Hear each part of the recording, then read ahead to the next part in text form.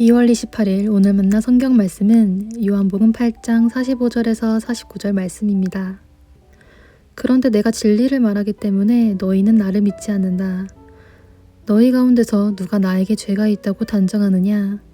내가 진리를 말하는데 어찌하여 나를 믿지 않느냐? 하나님에게서 난 사람은 하나님의 말씀을 듣는다. 그러므로 너희가 듣지 않는 것은 너희가 하나님에게서 나지 않았기 때문이다. 유대 사람들이 예수께 말하였다. 우리가 당신을 사마리아 사람이라고도 하고 귀신이 들렸다고도 하는데 그 말이 옳지 않소? 예수께서 대답하셨다.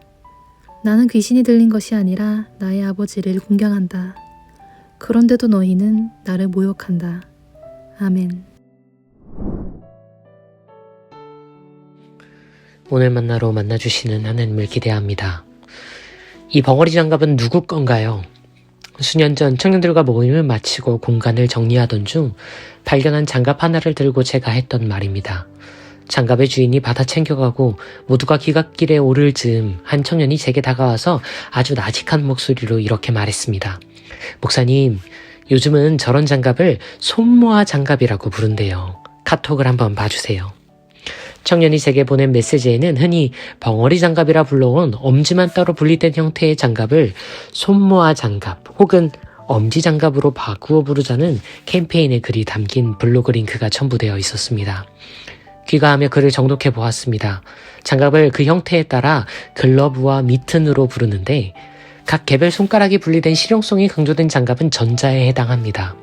후자인 미트는 엄지만 분리하고 내 손을 묶어 최소한의 기능성만 살리는 형태인데 이는 묶인 면적을 넓혀서 보온성을 보다 높이기 위해 고안된 디자인입니다. 우리말은 오랫동안 미튼 장갑을 세밀한 손동작이 용이하지 않다는 배경에서 말을 하지 못하는 사람을 낮춰 부르던 표현과 결부지어 벙어리 장갑이라 불러왔습니다.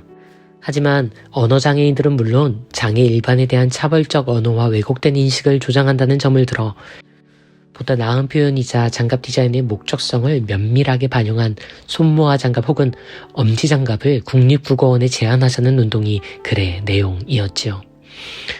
우리가 의식하지 않고 사용하는 많은 언어와 표현 중에는 특정한 존재나 정체성을 차별하거나 심각하게는 혐오를 담고 있는 것들이 적지 않습니다. 특정 집단에서 혹은 사회 일반에서 널리 사용하고 있는 이와 같은 말, 글을 흔히 차별 언어, 그 악의와 강도가 심한 것은 혐오 표현이라고 부릅니다. 앞서 언급한 벙어리 장갑과 같은 표현은 대표적인 차별 언어에 해당합니다. 손모아 장갑과 같이 차별 언어들은 사려 깊고 보다 적확한 대안어들을 찾으면 기존의 말, 글이 얼마나 무심하고 또 무례했는지 알 수 있습니다.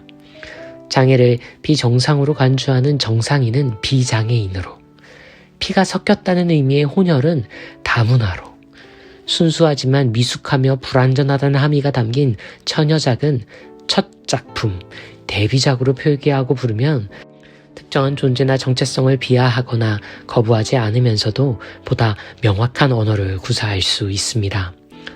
혐오 표현은 차별 언어보다 그 배경과 내용이 폭력적이고 잔인합니다.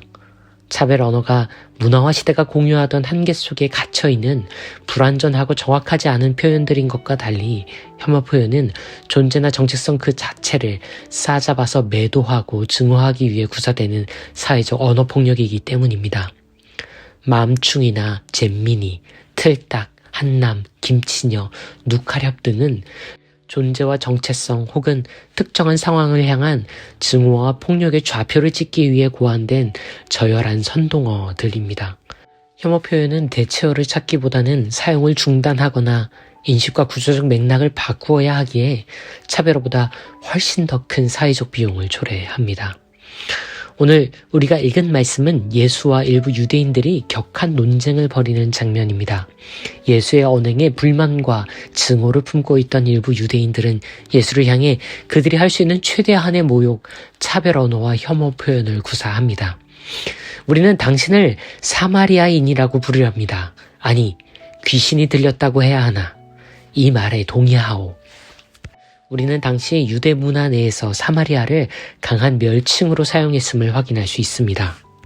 순혈적 민족주의를 자부하는 유대 사회에서 사마리아인들은 다문화 민족이 되어 타락한 하나님에게서 유기된 이들의 다름 아니었습니다.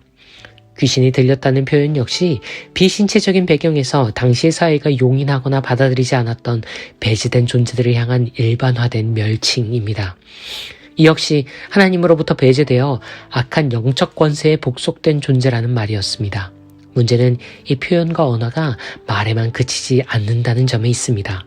극단적인 유대인들은 사마리아 지역에서 무분별한 테러를 자행하였고 귀신 들렸다고 여겨지는 이들에겐 가족과 지역사회에서 일상적인 구타와 인신구속이 만연했습니다. 그들은 예수와 그의 공동체에 테러와 폭력, 추방과 구금이 마땅하다고 말하고 있는 것이기도 합니다. 차별 언어와 혐오 표현은 그대로 두면 사회적 편견을 고착시키고 나아가 제어되지 않는 증오와 폭력을 야기하는 주문이 됩니다. 이 모욕과 선동에 앞서 하신 예수의 말씀은 그래서 의미심장합니다.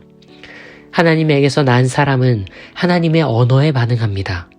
그리고 예수는 아주 명확하게 그 차별 언어와 혐오 표현들이 하나님 그분과는 무관함을 천명하시지요.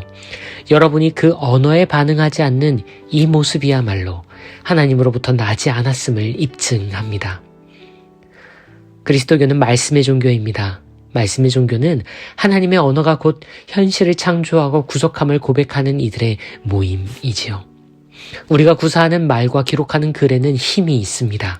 우리의 말에서 차별과 비하를 줄여나가지 않으면, 우리의 글에서 증오와 폭력을 제거하지 않으면 이 세상은 사랑의 언어로 창조되었음에도 증오의 언어만을 구사하다가 하나님 나라의 원초적 모국어를 상실할지도 모릅니다. 말씀의 사람들인 우리에게는 그래서 현실의 구체적인 언어를 바꿔야 할 부르심과 소명이 있음을 기억해야 합니다. 오늘 이후로 어떤 분들은 제가 그런 것처럼 더는 벙어리 장갑이라는 표현을 쓰지 않으시겠지요.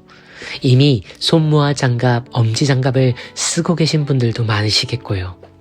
우리 모두가 다 언제나 완벽한 언어를 구사할 수는 없습니다. 하지만 우리의 한마디와 메시지들이 갖고 있는 어떠한 권능에 대한 최소한의 책임감에 더 민감할 수 있다면 얼마나 좋을까요? 부디 우리의 언어가 누군가를 배제하지 않기를, 우리의 언어가 누군가를 타격하지 않기를, 우리의 언어가 누군가를 헤아리기를, 우리의 언어가 누군가를 기억나게 하기를, 그리고 부디 우리의 언어가 그분의 언어, 우리가 살아가게 될 그 영원한 나라의 모국어를 닮아가기를 오늘도 간절히 소원해 봅니다. 기도하지요. 주님, 사마리아라 불리실 때 사마리아 때문에 아프셨지요. 귀신 들렸다 불리실 때 배제된 누군가의 어떤 얼굴들이 떠올라 힘드셨지요. 그런 당신을 따라 아픈 이들, 힘든 이들을 위해 우리의 입이, 우리의 말이, 우리의 글이, 우리의 날이 선용되게 하소서. 사마리아를 위해 손모아 장갑이 되어주신 분, 그리스도 예수님 그 이름으로 기도합니다. 아멘. 이제 두 가지 제목으로 기도합니다. 먼저 차별의 언어들이 대체되고 혐오의 표현들이 사라지는 현실을 내 삶에서부터 다짐하며, 이어서 하나님의 언어가 노프트 광성교회와 노프트 자매교회들 온 땅의 교회에 샘솟는 내일이 되도록 기도하신 이후에 개인의 기도로 경건을 이어가겠습니다.